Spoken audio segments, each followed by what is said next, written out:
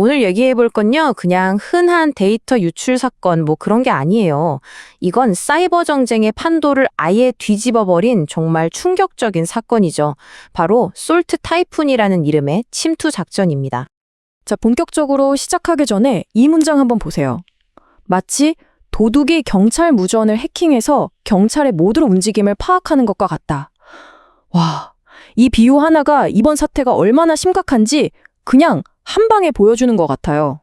감시하는 쪽이 오히려 감시당하는 쪽한테 모든 걸 들켜버리는 상황이라니 생각만 해도 소름 돋지 않으세요? 네, 바로 그겁니다. 그게 이 사건의 핵심이에요. 한 나라의 가장 비밀스러운 감시 도구가 어떻게 적의 손에 들어가서 거꾸로 자기 자신을 겨누는 칼이 되었는지 지금부터 그 속사정을 한번 제대로 파헤쳐 보겠습니다. 자, 공격의 무대는 바로 미국 전역이었습니다. 2024년 말부터 2025년 초까지 우리가 이름만 대면 알만한 통신사들 있죠. 베라이즌, AT&T 같은 곳들이 전부 공격 대상이 됐어요. 근데 진짜 무서운 건 이 해커들의 목표가 단순히 통신망을 마비시키고 그런 게 아니었다는 점이에요. 그들이 노린 건 훨씬 더 깊고 훨씬 더 민감한 곳. 바로 국가안보의 심장부, 그 신경망 자체였습니다. 그들이 노린 게 뭐였냐면요, 바로 합법적 감청 시스템이라는 겁니다. 영어로는 CALA라고 부르는데 이게 뭐냐면 FBI나 CIA 같은 기관이 법원의 허가를 딱 받아서 테러리스트나 중범죄자의 통신 내용을 감시할 수 있게 만들어 놓은 공식적인 시스템이에요. 말 그대로 정부의 귀 역할을 하는 거죠. 국가안보를 지키는 정말 중요한 방어선 중 하나라고 할 수 있습니다. 바로 여기서 모든 게 뒤집어지는 겁니다. 생각해보세요.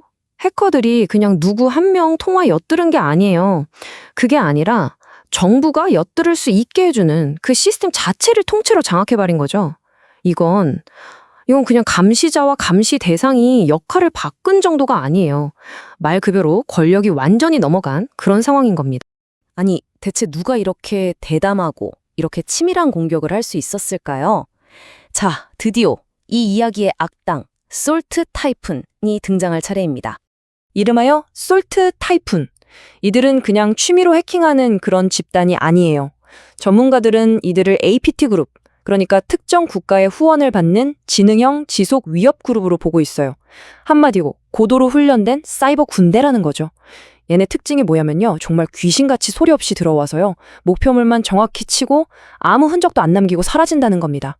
완전 유령이죠. 자, 그럼 이제 제일 궁금한 부분이죠.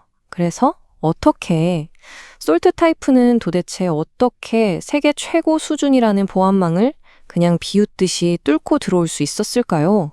그 방법이 정말 기가 막힙니다.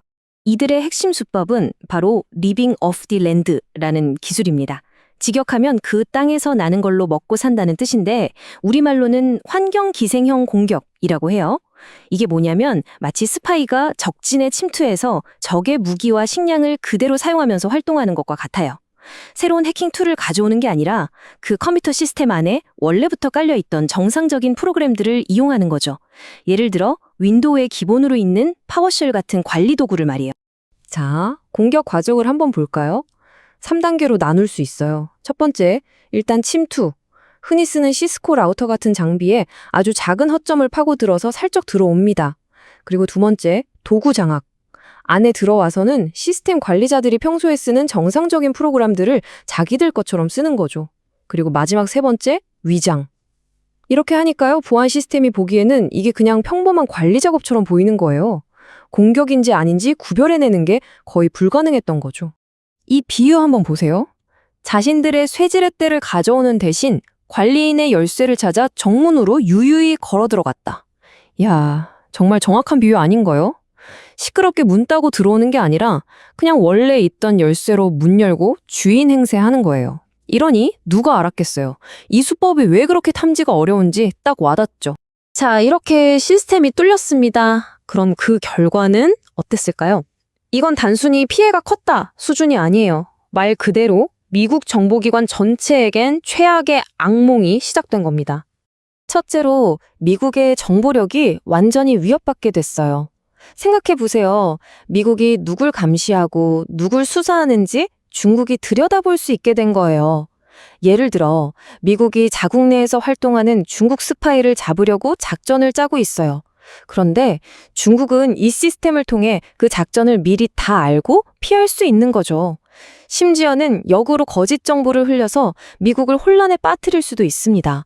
이건 그냥 방어막이 뚫린 게 아니라 우리 쪽 칼이 상대방 손에 들어간 격이에요. 두 번째는 더 무섭습니다. 국가 통신망이라는 게 사실상 적의 손에 넘어갈 수도 있다는 정말 끔찍한 현실을 마주하게 된 거죠. 이게 그냥 정보나 훔쳐보는 수준에서 끝나면 다행인데 만약에 국가 간에 정말 심각한 위기 상황이 닥쳤을 때 공격자가 이 통신망을 그냥 마비시키거나 조작해버린다면요? 상상만 해도 아찔하죠. 국가 전체가 그냥 멈춰버릴 수도 있는 거예요. 그리고 마지막으로 신뢰가 깨졌습니다. 원래 국가 안보는 정부 혼자 하는 게 아니거든요. 민간 통신사들이랑 긴밀하게 협력해야 하는데 이 사건 이후로 정부가 통신사들을 보면서 당신네 시스템 진짜 믿어도 돼? 이런 근본적인 의심을 품게 된 거예요. 이건 앞으로의 모든 대테러, 방첩 활동에 엄청난 걸림돌이 될 수밖에 없죠. 협력의 가장 중요한 기반이 흔들려 버린 겁니다. 자, 이렇게 끔찍한 사태를 겪고 나서 우리는 뭘 배워야 할까요? 솔트 타이프는 우리에게 정말 뼈아픈 교훈을 줬지만 동시에 앞으로 우리가 어디로 가야 하는지 그 방향도 명확하게 알려줬습니다. 이번 사건이 우리에게 확실하게 보여준 게 하나 있어요. 바로 내부망은 안전하다는 생각이 이제는 완전히 틀렸다는 겁니다. 성명만 높게 쌓으면 안은 안전할 거야 라는 그런 낡은 생각이요. 이젠 완벽한 구시대의 유물이 된 거죠. 왜냐? 성벽이 한번 뚫리니까 안은 그냥 속수무책으로 당해버렸잖아요. 그래서 나온 새로운 개념이 바로 제로 트러스트입니다. 말 그대로 아무도 믿지 않는다는 거죠. 예전에 성곽 보안 방식이 그냥 성벽만 높게 쌓는 데 집중했다면 이 제로 트러스트는 달라요. 일단 성 안에 들어온 사람이라고 해도 계속해서 누구세요? 들어와서 뭐 하세요? 하고 신분증을 검사하고 모든 행동을 감시하는 거예요. 이제 안과 밖을 나누는 게 의미가 없어졌으니까요. 이게 유일한 해법이라는 거죠. 결국 이 사건이 우리에게 남긴 교훈은 아주 분명합니다. 첫째, 안전한 시스템이란 건 없다는 것. 심지어 보안을 위해 만든 도구조차도 무기가 될 수 있다는 거죠.